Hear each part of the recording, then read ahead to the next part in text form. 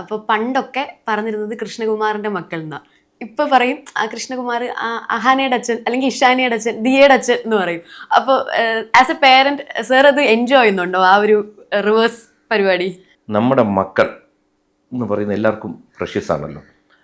നമ്മളിലൂടെ അവരറിയപ്പെട്ടു, അവരിലൂടെ തിരിച്ചറിയപ്പെടാൻ കഴിഞ്ഞാൽ അതൊരു വലിയ ഭാഗ്യമാണ്, അനുഗ്രഹമാണ്. വീണ്ടും എനിക്കതിനകത്തൊരു സ്പെഷ്യൽ സംഭവിച്ചത് എല്ലാം കഴിഞ്ഞ് ഇപ്പോൾ ഓമിയുടെ അപ്പൂപ്പൻ എന്ന് പറഞ്ഞ് അറിഞ്ഞു തുടങ്ങിക്കഴിഞ്ഞു. അതൊരു ഭാഗ്യമാണല്ലോ. കാരണം വെച്ച് കഴിഞ്ഞാൽ ഞാൻ വർഷങ്ങൾക്ക് മുമ്പ് ഞാൻ ഫേസ്ബുക്കിൽ എഴുതിയിട്ടുണ്ടായിരുന്നു മാറുന്ന മേൽവിലാസങ്ങൾ എന്ന് പറഞ്ഞു. കാരണം അന്ന് ആദ്യം ജനിക്കുമ്പോൾ എൻ്റെ അച്ഛൻ്റെ അമ്മയുടെ പേരിലാണ് അറിയപ്പെട്ടത്. ഇന്നാളുടെ മോനാണ് ഒക്കെ പറഞ്ഞിരുന്നു. കുറച്ച് കഴിഞ്ഞ് ടി വിയിൽ വന്ന് കുറച്ച് പേരൊക്കെ വന്നപ്പോഴത്തേക്ക് അച്ഛനോട് പറയാൻ തുടങ്ങി, കൃഷ്ണകുമാറിൻ്റെ അച്ഛനാണല്ലേ, നമ്മൾ ഈ കോളനിയിൽ വെച്ച് കാണുമെന്ന് എനിക്ക് അറിയില്ലായിരുന്നു. അപ്പോൾ ഒരു അഡ്രസ്സ് മാറി, എനിക്കൊരു അഡ്രസ്സ് കിട്ടി. ഇത് കഴിഞ്ഞ് സിനിമയിലൊക്കെ വന്നപ്പോഴത്തേക്ക് നമുക്കൊരു എസ്റ്റാബ്ലിഷ്ഡായി കൃഷ്ണകുമാർ. അത് കഴിഞ്ഞ് കൃഷ്ണകുമാറിൻ്റെ ഭാര്യ, കൃഷ്ണകുമാറിൻ്റെ മക്കൾ. ഇന്ന് ആ 5 സ്ത്രീകളും അവരുടേതായ അധ്വാനവും അവരുടെ ഭാഗ്യവും കൊണ്ട് അവർക്കൊരു മേൽവിലാസം കിട്ടിയപ്പോൾ എത്രയോ സ്ഥലങ്ങളിൽ ഹൻസിക ചേച്ചിയുടെ അച്ഛനല്ലേ എന്ന് വരെ കൊച്ചുകുട്ടികളെന്ന് ചോദിക്കും, അങ്കിളല്ലേ ഹൻസിക ചേച്ചിയുടെ അച്ഛൻ. അത് കഴിഞ്ഞാണ് ഈ മകളുടെ ഇഷ്യൂ വന്ന് പുതിയൊരാൾ ജനിച്ച് ഓമിയുടെ വന്നപ്പോൾ ഇപ്പോൾ ഓമിയുടെ അപ്പൂപ്പൻ എന്ന് പറയുന്നതിനേക്കാൾ ഓമിയുടെ വിശേഷങ്ങൾ വന്ന് ചോദിക്കുന്നുണ്ട്.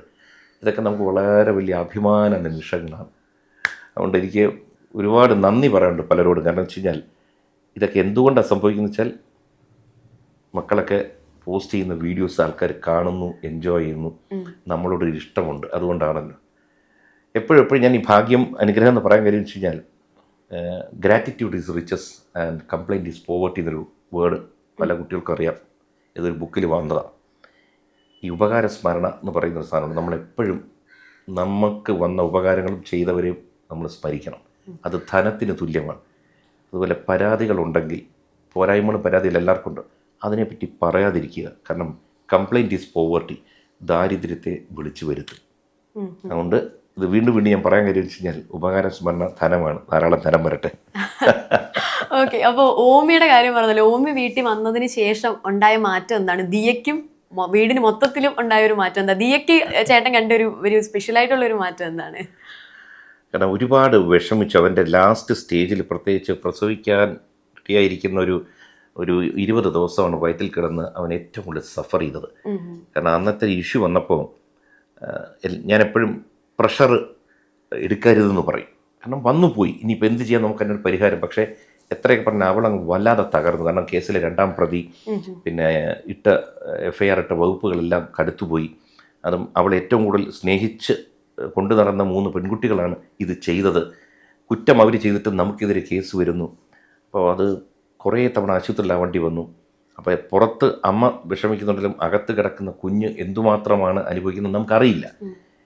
പക്ഷെ അവൻ്റെ ഒരു വരവ്, മേ ബി ആ പ്രശ്നം കഴിഞ്ഞൊരു വരവ്, പുതിയ ലോകത്തോട്ട് വന്നത് ഓസിക്കും അശ്വിനും അവരുടെ കുടുംബത്തിനും പ്ലസ് ഞങ്ങളുടെ വീട്ടുകാർക്കും എല്ലാവർക്കും വല്ലാത്തൊരു ആനന്ദം തന്ന്, അളവില്ലാത്ത ആനന്ദം തന്ന ഒരു സംഭവമാണ്.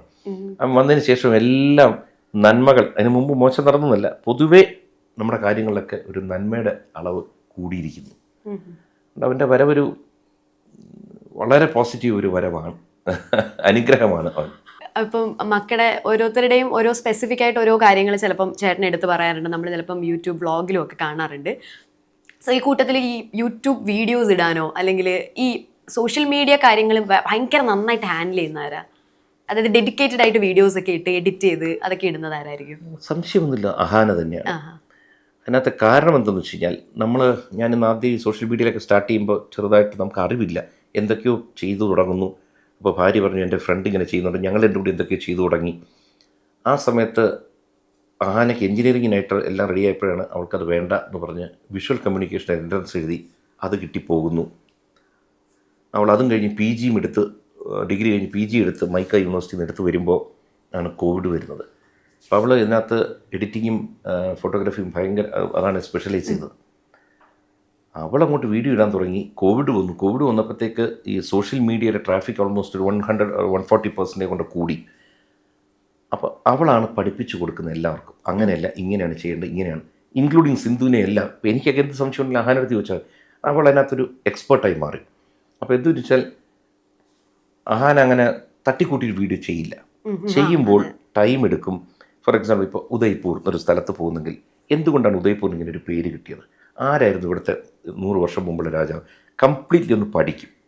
പഠിച്ചതിന് ശേഷം ഒരു സ്റ്റോറി ഉണ്ടാക്കും, ഒരു സ്റ്റോറി ലൈൻ ഉണ്ടാക്കി അതിനൊരു ക്ലൈമാക്സും എല്ലാം ഉണ്ടാക്കിയതിന് ശേഷമേ അവൾ പണി തുടങ്ങത്തുള്ളൂ. ഓക്കെ, ഞാൻ അത് ചോദിക്കണമെന്ന് വിചാരിച്ചിരുന്നത്. അതായത് അഹാനയുടെ വ്ളോഗ്സിൽ അഹാനയുടെ ചിലപ്പോൾ ഓൾറെഡി മനസ്സിലൊരു സ്ക്രിപ്റ്റ് ഉണ്ടാവുമോ ഉള്ളിൽ, ഫസ്റ്റ് ഷോട്ട് ഇന്നത് എടുക്കണം അങ്ങനെ ഉണ്ടാവുമോ?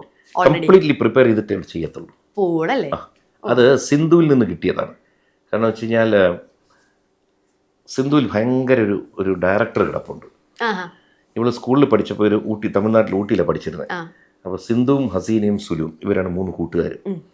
അപ്പോൾ അവർ സ്ഥിരം അഭിനയിക്കലും, അന്ന് ക്യാമറയൊന്നുമില്ല. സ്കൂളിനകത്തെ ടൈം പാസിൽ സുലുവാണ് നായിക, ഹസീന പ്രൊഡ്യൂസർ, സിന്ധുവാണ് നായികയും ഡയറക്ഷൻ. അപ്പോൾ സിന്ധുവിന് എപ്പോഴും, ഇപ്പോൾ സിന്ധുവിൻ്റെ വ്ളോഗ് വലിയ സംഭവങ്ങളൊന്നും ആയിരിക്കില്ല, നല്ല രീതിയിൽ നറേറ്റ് ചെയ്യാൻ അറിയാം, ആ കഥ പറഞ്ഞു പോകാൻ ഒരു കഴിവുണ്ട്. അപ്പോൾ ആ ഒരു സംഭവം അഹാനയിൽ കിട്ടി. അപ്പോൾ പലരും പറഞ്ഞു കൃഷ്ണകുമാർ സിനിമാ രംഗത്തുണ്ടായിരുന്നുണ്ട്. ഞാനങ്ങനെ വലിയൊരു കലാകാരനല്ല, ബൈ ആക്സിഡൻറ്റ് വന്ന് ഈ മേഖലയിലൊന്ന് ശോഭിച്ചതാണ്. ആക്ച്വലി സിന്ധു ആയിരുന്നു എൻ്റെ മുമ്പ് വല്ല സിനിമയിലൊന്നും വന്നിരുന്നു, അവളെ രക്ഷപ്പെട്ടു പോയതിന്. ഓക്കെ, ഇപ്പം ഇഷാനിയുടെ പുതിയ സിനിമ വരികയാണല്ലോ കാളിദാസ് ജയറാമിൻ്റെ കൂടെ. അപ്പോൾ നേരത്തെ ജയറാമേട്ടനും ചേട്ടനും കൂടെ അഭിനയിച്ചിട്ടുണ്ട്. ഇപ്പം നിങ്ങളുടെ മക്കൾ ഒന്നിച്ചു വരുവാണ്, അടുത്ത ജനറേഷൻ വരികയാണ്. അപ്പോൾ ഈ ഒരു അതായത് ഇങ്ങനെ ഒരു സിനിമയിലേക്ക് വിളിച്ചു, കാളിദാസ് ആണ് ഓപ്പോസിറ്റ് വരുന്നത് എന്നൊക്കെ അറിഞ്ഞപ്പോൾ എന്തായിരുന്നു ചേട്ടൻ്റെ ഒരു റിയാക്ഷൻ?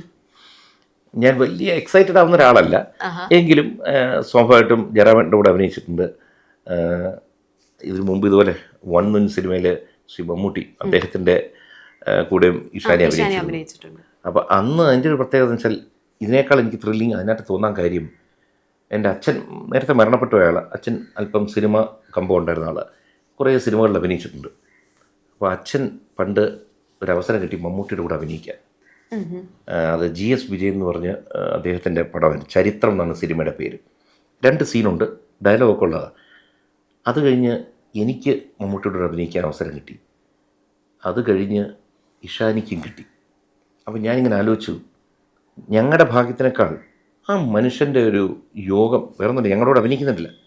അന്നും അതായത് അച്ഛൻ്റെ കൂടെ അഭിനയിച്ചപ്പോഴും എൻ്റെ കൂടെ എനിക്ക് അഭിനയിക്കാൻ കഴിഞ്ഞപ്പോഴും എൻ്റെ മകൾ അഭിനയിച്ചപ്പോഴും ഇദ്ദേഹം അതേപോലെ ചെറുപ്പമായിട്ടിരിക്കുക. ഒന്ന് ആലോചിച്ച് നോക്കിയ ചിലപ്പോൾ സമയം കൊള്ളാമെങ്കിൽ നാളെ ഓമിക്കൊരു അവസരം കിട്ടുമെന്ന് തന്നെ.